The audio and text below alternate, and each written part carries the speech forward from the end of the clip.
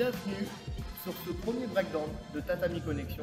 Donc le breakdown, qu'est-ce que c'est? C'est un décortiquage en règle d'une technique qui s'est passée lors d'un événement sportif. Donc là, on va voir le juji et surtout la sortie du juji de Movsar Evloev contre Diego Lopez qui a eu lieu sur l'UFC 288 la semaine dernière.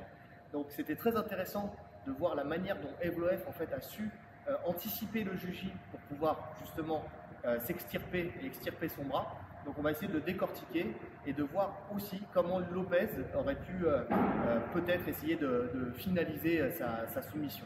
Un petit détail tout bête, on met un gros warning bien sûr, on n'était pas dedans, hein, parce que c'est facile de le dire quand on le voit, maintenant on ne l'a pas vécu, on ne sait pas comment le bras était plus ou moins rentré. Mais l'idée, ça serait de voir le petit détail qu'il aurait pu faire, qu'il aurait pu quand même finaliser son juji avec un tout petit moment de lucidité. Donc, l'action, elle se passe comme ça. Je suis dans la garde de Diego Lopez. Heureusement pour lui, il n'a pas la même coupe de cheveux. Donc, il n'a pas de cheveux. il n'a pas de cheveux de toute façon. Donc, l'idée, c'était quoi? En fait, il est venu monter très haut ses hanches pour attaquer le juji. Donc ici, il a pas rentré de bras au début. Il était juste monté et il est rentré, voilà, ici avec son contrôle du mollet sur l'épaule. Ok? Evloev, lui, il pense triangle. Il pense pas juji à ce moment-là. Donc en fait, il rentre son coude à l'intérieur. C'est juste histoire de bloquer la hanche de l'adversaire et de pouvoir en fait continuer à rester haut pour pouvoir frapper. Sur le premier, il sent le danger quand même. Donc ce qu'il va faire, c'est qu'il va nager et il va revenir à l'intérieur. Une fois qu'il est revenu à l'intérieur, il commence à frapper. Et là, Lopez, lui, cette fois-ci, il va se réajuster en rentrant le bras ici derrière la cuisse et il va remonter pour isoler une nouvelle fois justement l'épaule d'Evloev. Donc ça, c'est vraiment une bonne position pour venir isoler mon bras et justement m'empêcher de pouvoir le sortir. Et là, de là, on peut attaquer souvent le juji ou le triangle. D'accord? Donc, comme il a coincé le bras de Lopez, il s'est senti en sécurité. Et là, il s'est dit, il ne peut plus défendre. Donc, il a commencé à frapper.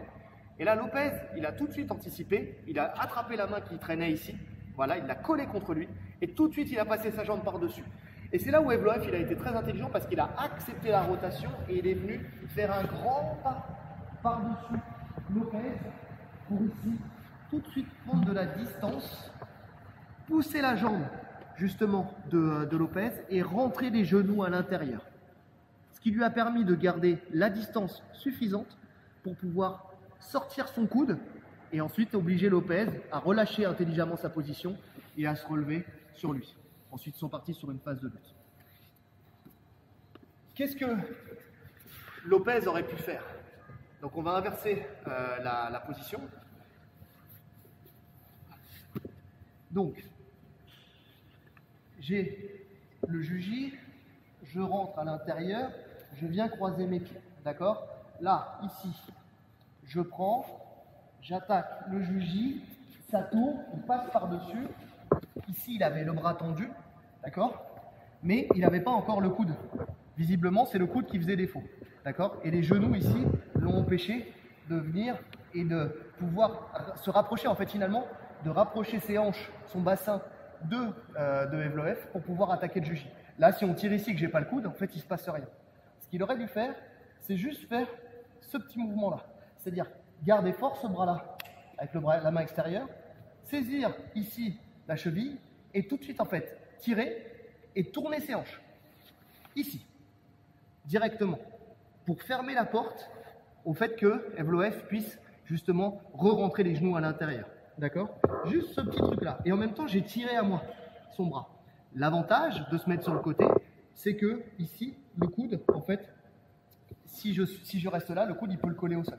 D'accord? Si je me mets sur le côté ici, avec ma cuisse, je viens fermer la porte. D'accord? À la sortie. Ce qui me permet derrière de pouvoir compter sur le côté en diagonale, là, ici, et d'avoir beaucoup plus de latitude. C'est-à-dire, même si je n'ai pas tout le coude, là, j'ai une latitude qui est beaucoup plus grande que si je suis dos au sol ou là, ici, je suis bloqué très rapidement. D'accord? Là, ici, je peux tirer le bras indéfiniment puisque j'ai tout l'espace derrière pour pouvoir le faire. Donc, encore une fois, gros warning. Hein. C'est une manière de faire, mais on n'est pas dans la réalité du combat et on ne sait pas exactement comment le bras a été placé lors de cet événement-là. Donc, petit warning, mais petite aussi astuce si vous voulez finaliser un juji qui ne serait pas bien engagé avec les tibias qui seraient calés, les genoux qui seraient calés derrière les fesses. Donc, merci à tous et au prochain breakdown. Salut!